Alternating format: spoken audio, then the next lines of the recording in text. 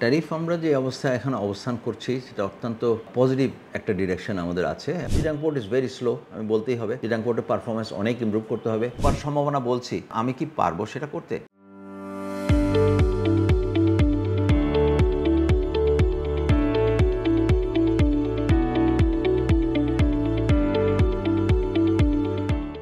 Tariff আমরা যে অবস্থায় এখন অবস্থান করছি সেটা অত্যন্ত পজিটিভ একটা ডিরেকশন আমাদের আছে। এখন ট্যারিফ এখন চালু হয়ে গেল।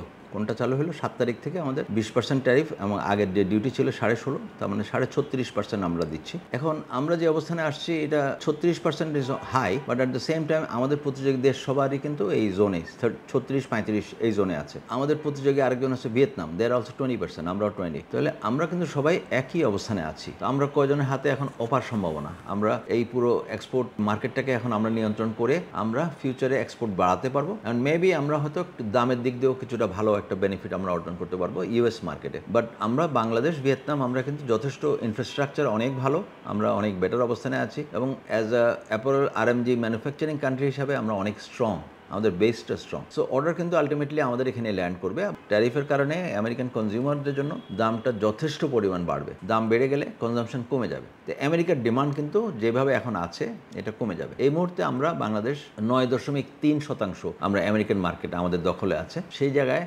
ভিয়েতনামের আছে 18.9, তো আমাদের থেকে তারা ডাবলের উপরে আছে। ভিয়েতনাম আরও দ্রুত এক্সপানশন হচ্ছে। ভিয়েতনাম কিন্তু আমেরিকান মার্কেটে অনেক ভালো করছে, আমাদের থেকে ভালো। আমেরিকান মার্কেটে ওদের প্রবৃদ্ধিও ভালো। Even export to USA is first is China, then Vietnam, then আমরা। Export to USA overall worldwide কিন্তু ফার্স্ট চায়না, সেকেন্ড আমরা। সো আমেরিকান মার্কেটে ভিয়েতনাম ইজ মোর অ্যাকসেপ্টেবল হিসাবে তারা আছে, এবং ভালো প্রবৃদ্ধি আছে ওদের। কেন আছে?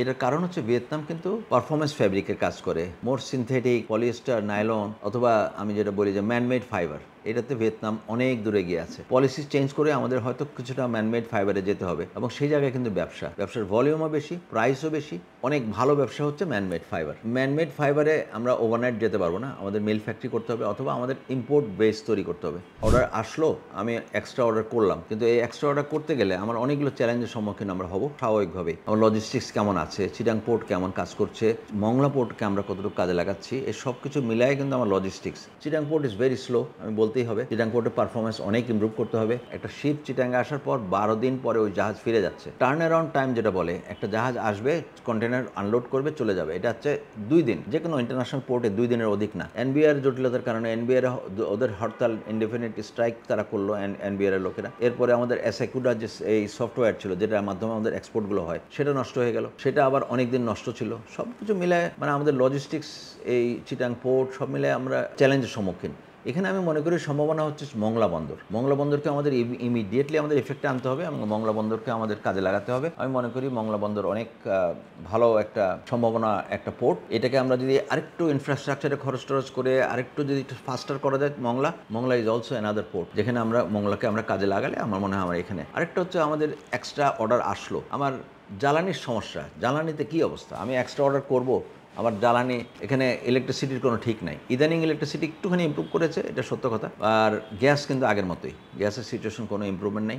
2 দিন ভালো, 4 দিন ভালো, আবার দেখা গেলো 1 সপ্তাহ, 10 দিন আবার গ্যাস লো প্রেশার, একেবারে প্রেশার নেই। তো এই আমাদের তো এই ইন্ডাস্ট্রিতে গ্যাসের একটা সিরিয়াস একটা প্রয়োজনীয়তা আছে। এই গ্যাস যদি না থাকে, আমরা কিন্তু আগানো বা আমাদের অ্যাডেড যে অর্ডারগুলো আসবে, এটা যে পারফর্ম করবো, এটা গ্যাস আমাদেরকে অনেকটুকু কিন্তু থামিয়ে দিবে। এই জন্য হয়তো আমরা যেটা করেছি সেটা হচ্ছে যে সোলার দিয়ে আমরা কিন্তু ইলেকট্রিসিটিটাকে আমরা অনেকাংশে, আমরা অনেক ফ্যাক্টরিতে সোলার হয়ে গেছে। Gas is not okay, absolutely গ্যাসটা আমাদের চ্যালেঞ্জ এখনও রয়ে গেছে, বাজে অবস্থা গ্যাসের। এই গ্যাসের ইম্প্রুভমেন্টটা করতে হবে। তো যেটা আছে যে আমরা অপার সম্ভাবনা বলছি, but at the same time আমি কি পারবো সেটা করতে? 5 অগস্ট থেকে 30 জুন পর্যন্ত এই 11 মাসে 163টা ফ্যাক্টরি বন্ধ হয়ে গেছে। এর মধ্যে মাঝারি ফ্যাক্টরি, বড় ফ্যাক্টরি, ছোট ফ্যাক্টরি আছে।